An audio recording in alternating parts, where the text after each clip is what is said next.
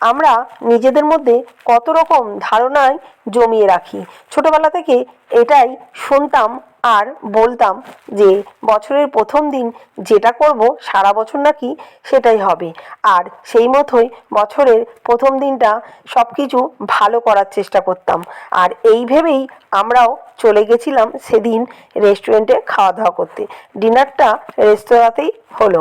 Order করেছিলাম butter নান, chicken butter মশলা আর পালক পনির।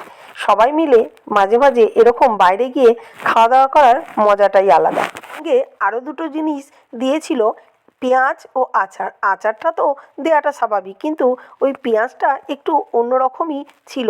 বুঝলাম না পেঁয়াজটা কী দেওয়া ছিল।